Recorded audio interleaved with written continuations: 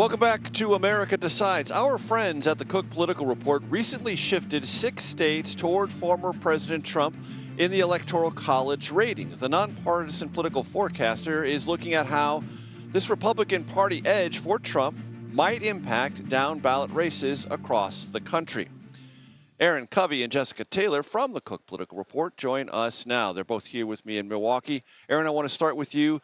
Any sense, and I know it's early days, but how this convention, J.D. Vance, the events of the last 3 or 4 days might have an effect on House races in the 2024 campaign?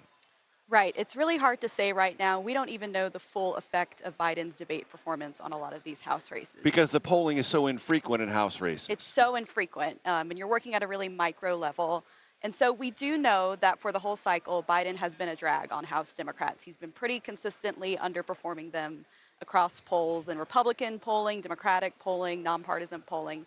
That has been clear from the beginning of the cycle. The question now is how much of a drag is he, and is he going to make it impossible for Democrats to flip the House? Which is, of course, a huge priority for Democrats. Right. Remind our audience how close the margin is and how many seats fall into a general categorization of competitiveness from the Cook Political Report's vantage point. Yeah, so we have currently about 24 seats in the toss-up category. 24, roughly. 24, roughly. But Democrats only need to net 4 seats if they're going to take control of the House. So that the gain should be, of 4 seats switches control. Yep. Should be very doable. There are 16 Republicans who sit in seats that Biden won in 2020. The issue now is that a lot of those districts, Biden's probably not going to win. I talked to one Democrat who said he was expecting that Biden probably could lose as many as half of those now. So now you're looking at a scenario where Democrats are having to overperform the top of the ticket, which is a difficult thing for members of the House to do. Excellent. Jessica, I want to ask you, because of what we just talked about, House races much less frequently polled than Senate races, any sense of the impact of the last week or so, or maybe even going back to the Biden debate on some of these key Senate races?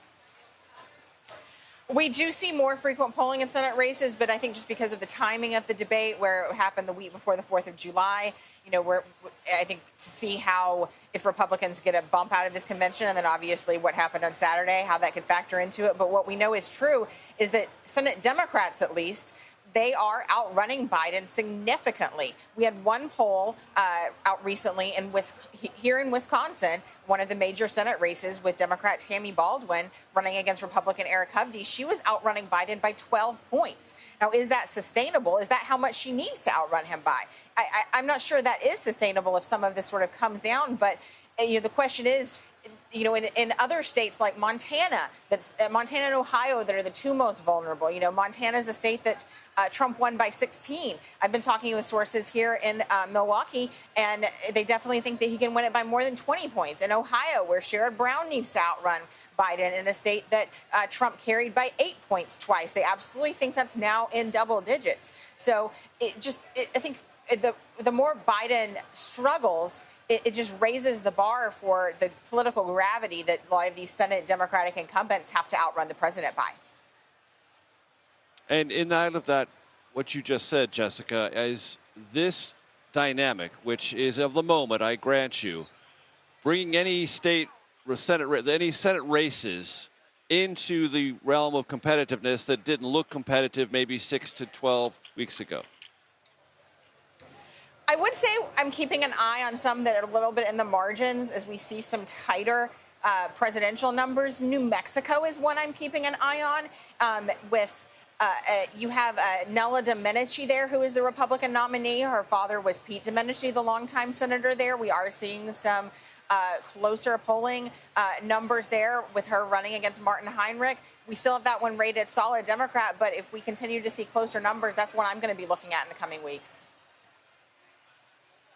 And, Erin, I want to ask you, is there anything that you are detecting from Republicans or Democrats in terms of advertising or messaging in these House races that shifted in the last week or two?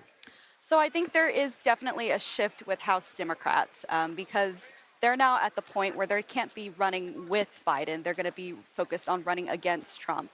and against the Republican Party. So there has, from the beginning of the cycle, been a lot of focus on the issue of abortion, where many members of the Republican Party are out of step with the majority of Americans on this issue. So you see them going hard on that. Also, Project 2025, the Heritage Foundation's policy proposals have gotten a lot more attention in House races over the last week or so. So I think we're going to be shifting to more of kind of a maybe check and balance message now that it looks more and more likely that Republicans would take control of the Senate and Trump is winning the White House. Jessica, very quickly, about 45 seconds. Do you imagine that check and balance messaging might also crop up in some of these Senate races where Democrats are talking about, hey, protect the seats in case former President Trump is reelected? Absolutely. I think that when you have such a slim margin, Democrats could win every single Senate race, though, and it wouldn't be enough, though, if Trump wins the presidency, because then Vice President Vance would be the tiebreaker. So even that check and balance message, you could keep their numbers down to a Republican majority. But I still think, again, the calculus there is just so tight in what is essentially a 50-50 Senate, with West Virginia almost solidly flipping to the Republican column. Great to have Jessica Taylor and Erin Covey with me here in Milwaukee. Thank you so very much.